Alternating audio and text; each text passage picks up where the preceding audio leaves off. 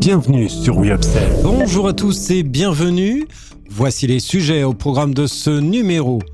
Maître Coq prépare un anniversaire intense, Lavazza ne recule pas face à la croissance, Fleury Michon tranche sur le marché du végétal, Terra Delissa propose son olive en recharge. Enfin, chiffres et marché, Kantar révèle l'ascension continue des géants sur la période de mars. Voici l'heure de l'Update News de WeUpsells et c'est un plaisir de vous accompagner pour ce récapitulatif de l'actualité de la consommation et de la distribution. Avec le soutien d'Upsell, expert en force de vente terrain, nous traiterons des tendances, des derniers chiffres et nouveautés. On se retrouve juste après ça. Update News, l'actualité conso et action commerciale de WeUpsells. Tous les vendredis, un rendez-vous animé par Benoît et proposé par Upsell, spécialiste de la force de vente externalisée et supplétive. Maître Coq prépare un anniversaire intense. Présent sur 4 segments du marché de la volaille, Maître Coq, filiale du groupe LDC, célébrera cette année 3 anniversaires. 55 ans d'existence, 10 ans de la Coq-Box et 20 ans du cordon bleu familial. Avec un chiffre d'affaires de 778 millions d'euros et plus de 2700 employés, Maître Coq est en pleine expansion et réalise 71% de son activité en grande surface, malgré la montée des volumes importés. Représentant 55% de la consommation nationale, la filiale défend fièrement le label 100% français avec une production intégralement réalisée en France. Afin de conserver sa position de leader, la marque annonce de nouvelles références telles que les cocktails Hot and Spicy. Sur les segments de la découpe, Maître Coq mise sur les produits légers et abordables tout en valorisant les bienfaits nutritionnels. À l'approche des beaux jours, la gamme estivale s'enrichit également, proposant des assortiments variés pour les fêtes et événements sportifs à venir. Pour accompagner ces lancements, un plan média renforcé est prévu avec 20 semaines de publicité télévisée et numérique. Lavazza ne recule pas face à la croissance. Le célèbre torréfacteur italien Lavazza a clôturé l'année 2023 avec un chiffre d'affaires en hausse de 13%, atteignant 3,1 milliards d'euros, mais au détriment de sa rentabilité. Nous avons été confrontés à un scénario macroéconomique très complexe en raison de la forte augmentation en coût des matières premières avec une cotation record sur le café vert, explique Antonio Braval, PDG du groupe Lavazza. Dans ce contexte, le marché du café a reculé de 3% en 2023. Malgré cela, Lavazza a réussi à améliorer sa part de marché et à augmenter son chiffre d'affaires grâce à des stratégies d'investissement et notamment par l'acquisition du distributeur Maxi Coffee.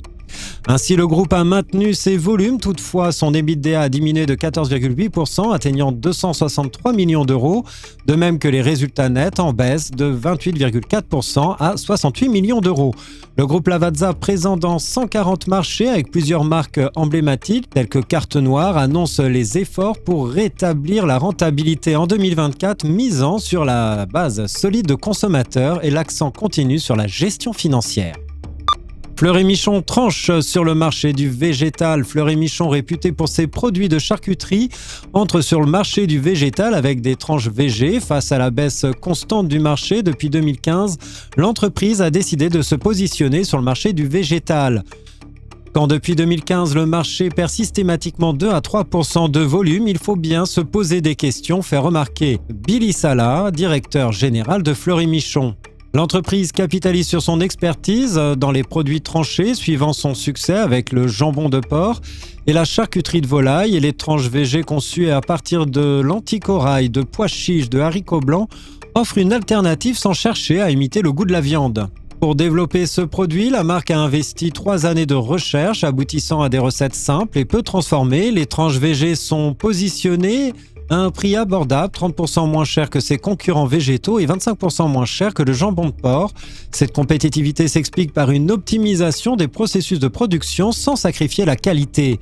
46% des consommateurs se déclarent flexitariens, mais le taux de pénétration des substituts végétaux à la viande n'est que de 25%, fait remarquer Nathalie Dubian, directrice marketing libre-service de Fleury Michon. Avec un plan de lancement ambitieux incluant publicité télévisée, affichage et dégustation en magasin, la marque vise une réussite sans négliger pour autant ses produits phares.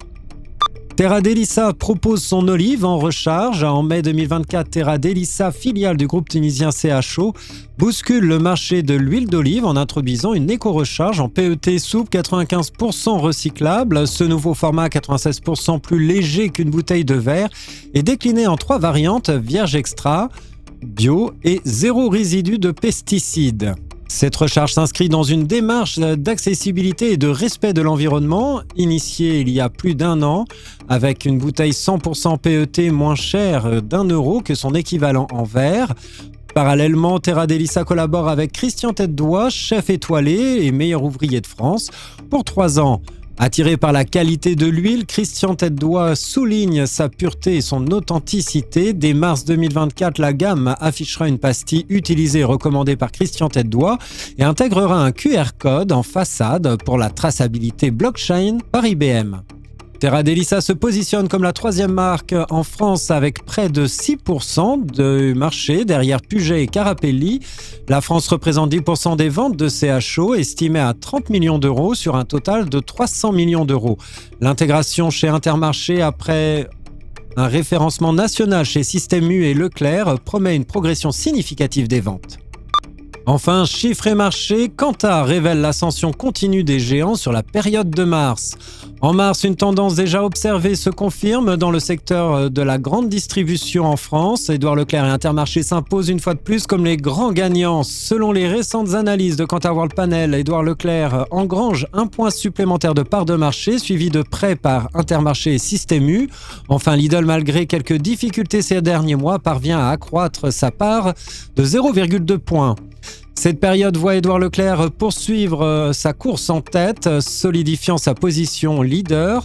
Cette progression est notamment attribuée à l'acquisition de 258 000 nouveaux clients et à une amélioration significative de la fidélité des consommateurs, comme le souligne Kantar. Intermarché avec Netto capte aussi une part importante du marché grâce à l'ajout de 318 000 clients et à une légère hausse de la fidélité. Le groupement U, de son côté, continue de se défendre avec un succès, enregistrant une croissance de 0,2 points, principalement grâce à ses magasins U. Face à ces évolutions, Lidl réagit positivement, retrouvant 8% de part de marché grâce à une fidélité client dynamisée par la fréquence d'achat. Globalement, la consommation alimentaire française a progressé de 1,7% pendant cette période, un signe positif pour les circuits généralistes. Merci de votre écoute, nous nous retrouvons la semaine prochaine. En attendant, abonnez-vous à la chaîne et au podcast de WeUpsell pour ne manquer aucun numéro. Enfin, n'hésitez pas à commenter, à réagir sur les sujets. Les équipes d'Upsell et moi-même, nous vous souhaitons d'excellents moments à tous.